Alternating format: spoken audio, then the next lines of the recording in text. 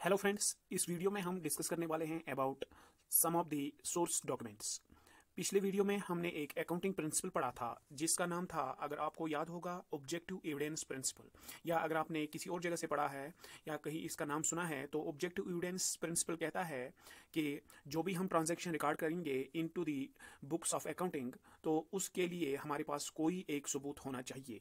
कोई एक सबूत होना चाहिए जिसकी बुनियाद पे हम जर्नल में एंट्री कर सकते हैं, जिसकी बुनियाद पे हम बुक कीपिंग कर सकते हैं, जिसकी बुनियाद पे हम रिकॉर्ड मेंटेन कर सकते हैं। ऐसा नहीं होना चाहिए कि हम अकाउंटिंग ऐसे ही करें बिना किसी एविडेंस के। अगर हमने सच में भी की होगी लेकिन फिर भी एविडेंस होनी चाहिए जो कि एक बिजनेस को आगे काम आ सकती है, चाहे वो लीगल मामलों में हो, चाहे वो कुछ कन्फ्यूजन क्लियर करने के मामले में हो। तो इस तरह से ये जो सोर्स डॉक्यूमेंट है ये निहायत ही इंपॉर्टेंट चीज़ है अकाउंटिंग के लिए, बुक कीपिंग के लिए। तो सोर्स डॉक्यूमेंट क्या होता है? ये एक ऑथेंटिक एविडेंस होता है। जो कोई भी हम फाइनेंशियल ट्रांजैक्शन करते हैं या कोई भी ट्रांजैक्शन एक बिजनेस जब कर लेता है तो उसकी एक ऑथेंटिक एविडेंस क्या होता है? एक सोर्स डॉक्यूमेंट होता है। तो सोर्स डॉक्यूमेंट इसमें बहुत सारी इन्फॉर्मेशन दी होती है। पहले तो इसमें एक बिजनेस का नाम दिया होता है और फिर जिन दो पार्टीज़ के दरमियान ट्रांजैक्शन होती है तो उनका नाम लिखा जाता है। जिसने फॉर एग्जांपल रिसीव किया तो उसका नाम दिया जाता है, लिखा जाता है वहाँ पे। तो यहाँ पे एक और चीज़ यहाँ पे होती है, वो होती है एक स्पेसिफिक सीरियल नंबर। उसको सीरियल नंबर दिया जाता है। जो कोई भी सोर्स डॉक्यूमेंट हो उस पर सीरियल नंबर लिखा होता है, नंबरिंग दी हुई होती है जो कि एक स्टैंडर्ड नंबर होता है। डिफरेंट नंबर्स होते हैं डिफरेंट सोर्स डॉक्यूमेंट्स के। और इसके साथ इसमें इंफॉर्मेशन होती है about date, about the amount involved, about the parties involved, और उसके अलावा इन दो पार्टीज़ के सिग्नेचर्स भी इस पर हो सकते हैं। तो ये जो सोर्स डॉक्यूमेंट होते हैं इनके बहुत सारे टाइप्स हैं हमारे पास। तो इसमें क्या क्या आ जाता है? कैश रिसीट आ जाता है, इनवॉइस आ जाता है, डेबिट नोट आ जाता है, क्रेडिट नोट आ जाता है, pay in slip, salary bills, wage bills, cheques और चेक रिकॉर्ड स्लिप्स एटसेट्रा इसमें आ जाती है। तो ये जो सोर्स डॉक्यूमेंट होते हैं ये ऑब्जेक्टिव एविडेंस होती है। किसके लिए? बुक कीपिंग के लिए। जो भी हम ट्रांजैक्शन रिकॉर्ड करते हैं into the journal, into the ledger, तो उसके लिए एक ऑब्जेक्टिव एविडेंस होती है। तो चलिए हम शुरू करते हैं और सबसे पहले पढ़ते हैं कैश रिसीट और वोचर के बारे में। वोचर क्या होता है? तो इसमें ये एक किस्म का सोर्स डॉक्यूमेंट ही होता है। आपने देखा होगा कि जब आप किसी जगह पे कोई शॉपिंग कर लेते हैं तो वो आपको रिटर्न में क्या देते हैं? एक कैश रिसीट देते हैं या वोचर देते हैं। तो उसका मतलब हो गया कि आपने कितने की ट्रांजैक्शन की, आपकी किस प्रोडक्ट की क्या रेट थी और ओवरऑल आपका अमाउंट कितना बन गया। और उसमें डिफरेंट डिटेल्स दी होती है। फॉर एग्जांपल अगर आपने कभी मोबाइल फ़ोन परचेज किया है तो उसमें डिफरेंट डिटेल्स लिख लेते हैं वो कि जीएसटी कितना बन गया या कौन सा जीएसटी कितना बन गया।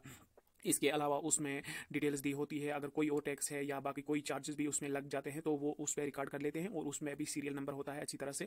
और एक कॉपी उसकी रहती है किसके पास? बिजनेस के पास रहती है। और दूसरी कॉपी किसके पास वो देते हैं? किसको देते हैं? जिसने परचेज किया है, जिसने जो सेलर होता, जो बायर होता है, तो उसको दे देते हैं। तो यहाँ पे आप देख सकते हैं एक कॉपी है कैश रिसीट की या वोचर की, या आपके पास भी पड़ी होगी।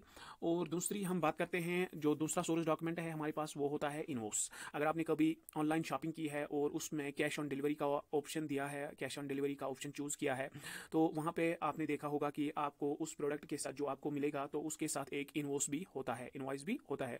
तो ये किस लिए यूज़ किया जाता है? ये क्रेडिट परचेज के लिए यूज़ किया जाता है। जब आप क्रेडिट पे कोई चीज़ परचेज कर लेते हैं, क्रेडिट पे कोई चीज़ बेचता है, अगर फॉर एग्जांपल जिसने बेची है तो उसको क्या वो भी इनवॉइस बनाएगा, या जिसने परचेज किया तो उसके लिए क्या हो जाएगा? उसके लिए भी इनवॉइस मिल जाएगा। और इसमें क्या लिखा जाता है? डेट भी लिखा जाता है, अमाउंट लिखा जाता है, detail of the credit purchase and credit sales are given in the invoice. तो ये कौन सा प्रिपेयर करता है? इनवॉइस प्रिपेयर करता है जो सेल करता है, जो सेलर होता है। फॉर एग्जाम्पल अगर आपको अमेजोन से कोई प्रोडक्ट मिला या फ्लिपकार्ट से कोई भी प्रोडक्ट मिला तो वहाँ से ही आपको इनवॉइस आ जाता है। आप यहाँ से इनवॉइस नहीं भेजते हैं, बल्कि कौन सा बनाता है? वो जो सेल करता है वही भेज देता है। उसके साथ अमेजॉन के पास बहुत सारे जो उसके साथ कोलैबोरेट करते हैं तो वही लोग बनाते हैं, जो सेल करते हैं अमेजॉन पे अपने प्रोडक्ट्स। तो वही दुकानदार, वही बिजनेसमैन इस प्रोडक्ट के साथ क्या इनवॉइस भी भेज देते हैं। और इसमें क्या है, 3 कॉपियाँ अक्सर देखते हैं कि उसमें 3 कॉपियाँ वो बना लेते हैं, एक ही कॉपी नहीं रखते हैं। तो तीनों कॉपी एक जैसी होती है और तीनों एक कॉपी तो किसके साथ भेजते हैं? वो प्रोडक्ट के साथ भेजते हैं। जब प्रोडक्ट एक कस्टमर को पहुंच जाता है तो वो उसके साथ एक देखता है कि उस वहाँ पे इनवॉइस उसके पास होता है। तो दूसरी कॉपी किसके साथ भेज दी जाती है, sent with the goods for checking. तो जो गुड्स वो भेज देते हैं तो दूसरी कॉपी उसके साथ जो प्रोडक्ट्स वो भेज देते हैं तो उसके साथ भेज देते हैं, और थर्ड कॉपी वो अपने पास रख लेते हैं। तो इस तरह से ये इनवॉइस की अक्सर 3 कॉपियां बनाते हैं। आपको ये याद रखना है कि इनवॉइस कौन प्रिपेयर करता है और किस चीज़ के लिए प्रिपेयर करते हैं। ये जब हम क्रेडिट परचेज या क्रेडिट सेल्स करते हैं तो उस टाइम करते हैं, और अक्सर ये जो सेलर होता है वही प्रिपेयर करता है क्या, इनवॉइस, और किस चीज़ के लिए, क्रेडिट परचेज या क्रेडिट सेल के लिए ये प्रिपेयर की जाती है। और यहाँ पे एक एग्जाम्पल है इनवॉइस की। अब बात करते हैं हम डेबिट नोट की। तो डेबिट नोट क्या होता है? डेबिट नोट, अगर एक कस्टमर कोई चीज़ खरीद लेता है, फिर किसी वजह से, चाहे वो प्रोडक्ट ठीक नहीं निकला या उसको ज़रूरत नहीं, या फॉर एग्जांपल कभी ऐसा होता है कि साइज़ फिट नहीं हो जाता है या साइज़ इधर उधर हो जाता है, बड़ा होता है, छोटा होता है, तो क्या करता है जो बायर होता है वो रिटर्न कर देता है। जो बायर होता है वो क्या करता है, रिटर्न कर देता है प्रोडक्ट किसको, जहाँ से उसने लिया है। जहाँ फॉर एग्जाम्पल अगर एक दुकानदार से लिया है तो दुकानदार को वापस भेज देगा। तो इस मामले में क्या करेगा वो जो बायर होता है वो कस्टमर क्या करेगा, वो एक डेबिट नोट भी उसके साथ भेज देता है। एक जैसे एक बिल होती है उसी तरह से एक डेबिट नोट भी होता है। तो क्या भेज देता है, डेबिट नोट भी भेज देता है, और उसमें लिखा होता है कि मैंने क्या आपको वापस किया है और कब खरीदा था और कब वापस किया, और उसमें डिफरेंट डिटेल्स होती है कि कितने का ये अमाउंट था, इसका प्राइस वगैरह क्या था। तो ये डेबिट नोट कौन प्रिपेयर करता है, ये बहुत ही इंपॉर्टेंट पॉइंट है यहाँ पे। इसमें अक्सर कंफ्यूजन होता है बच्चों को कि डेबिट नोट कौन प्रिपेयर करता है। डेबिट नोट सेलर, जो बायर होता है, जो कस्टमर होता है, वही प्रिपेयर करता है। किसको भेजता है, भेजता है सेलर को। किसको भेजता है, सेलर को, दुकानदार को भेजता है। एक कस्टमर दुकानदार को भेजता है कि मुझे ये प्रोडक्ट ठीक नहीं लगा, मुझे ये प्रोडक्ट इसमें कुछ ऐसी खामी है जो मेरे लिए सूटेबल नहीं होगी, तो इस तरह से मैं ये प्रोडक्ट वापस करने जा रहा हूँ। तो इसको इस टाइम जो एक डेबिट नोट प्रिपेयर करेगा वो कौन करेगा, एक बायर करेगा, एक कस्टमर प्रिपेयर करेगा। और उसी के साथ एक और चीज़ आ जाती है, इसको हम क्या एक और नाम से जानते हैं, और उसका नाम क्या है, उसका नाम है डेबिट मेमो भी इसको कहते हैं। आप यहाँ पे देख सकते हैं डेबिट नोट। ये most of the source document एक जैसे लगते हैं, तो यहाँ पे कंफ्यूजन नहीं होना चाहिए। इनमें डिटेल्स होती हैं प्रोडक्ट की। और यहाँ पे अगर हम बात करेंगे क्रेडिट नोट की, तो डेबिट नोट के अपोजिट में एक जो सेलर होता है, एक जो बिजनेसमैन होता है, दुकानदार आप कह सकते हैं, तो वो क्या करता है, जिसको प्रोडक्ट वापस किया गया है वो क्या वापस बाद में करता है, वो भी एक सोर्स डॉक्यूमेंट प्रिपेयर करता है जिसको हम नाम देते हैं क्रेडिट नोट। यानी ये क्रेडिट नोट वो सोर्स डॉक्यूमेंट होता है जो एक सेलर प्रिपेयर करता है। किस लिए प्रिपेयर करता है, एश्योरेंस देने के लिए, किसको, कस्टमर को, हाँ जी मैंने आपने जो प्रोडक्ट वापस भेजा था, हाँ जी मैंने एक्सेप्ट किया है, और आपने क्या भेजा उसकी डिटेल्स उसमें लिखता है। चाहे वो डिटेल्स डेबिट नोट में हो या ना हो, वो अपने हिसाब से वो क्या करता है, क्रेडिट नोट में जो भी उसने वापस लिया है तो उसकी डिटेल्स वगैरह उसमें लिख लेता है अपने हिसाब से, क्या लिखना है क्या नहीं लिखना है।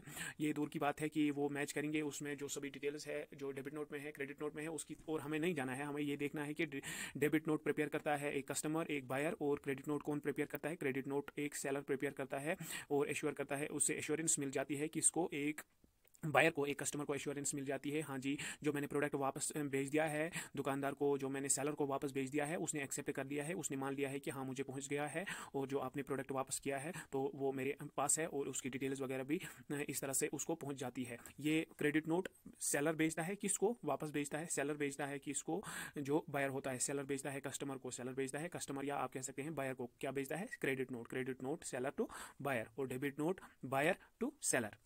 ये चीज़ आप याद रखिए, इसमें कभी कंफ्यूजन हो सकता है। तो ये इंपॉर्टेंट पॉइंट यहाँ पे अक्सर पॉइंट्स जो पूछे जाते हैं उसमें कंफ्यूजन की गुंजाइश बहुत ज़्यादा होती है, तो इसको हम क्या क्रेडिट मेमो भी कहते हैं।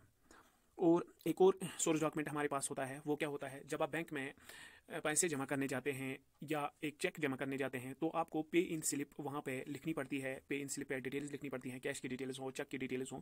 तो इस तरह से ये पे इन स्लिप भी एक सोर्स डॉक्यूमेंट है, तो ये आपको बैंक में काम आती है। और इसमें क्या होता है कि जो इसका मेन पार्ट होता है, बड़ा सा हिस्सा होता है इसका, वो बैंक अपने पास रख लेता है, उसमें भी वही डिटेल्स होती हैं, और लेकिन थोड़ा सा उसमें इलॉबरेटेड होती है। और जो छोटा सा पार्ट होता है इसका पे इन स्लिप का, वो कस्टमर को दिया जाता है, कस्टमर के हाथ में दिया जाता है, और उस पर बाकायदा सील भी लगाई जाती है, साइन भी करता है जो जिसने जो ये एक्सेप्ट करता है, चाहे कैशर हो या कोई और हो वहाँ पे। तो इस तरह से ये पे इन स्लिप भी एक किस्म का सोर्स डॉक्यूमेंट हो गया। इसकी बुनियाद पे हम ट्रांजैक्शन कर सकते हैं, ट्रांजैक्शन रिकॉर्ड कर सकते हैं कि इसमें जर्नल में, कैश बुक में, या बाकी लेजर वगैरह में।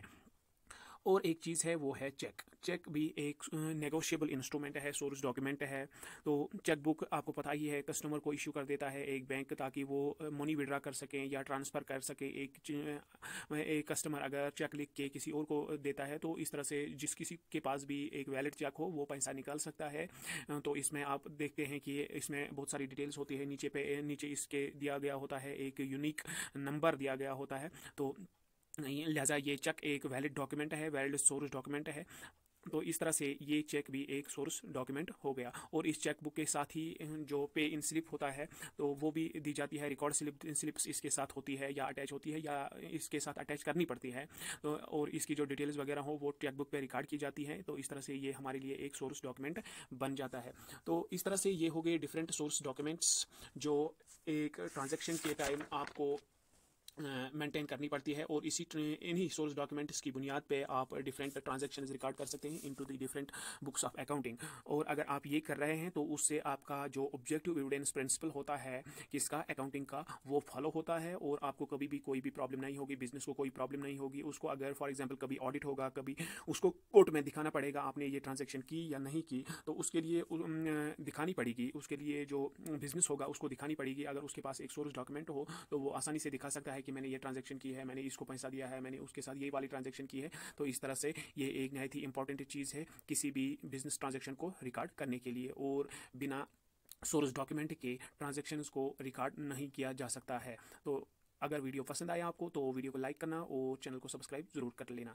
इस वीडियो में अभी हम इतना ही डिस्कस कर लेते हैं और आगे हम नेक्स्ट टॉपिक पे बात करेंगे। Thank you for watching this video.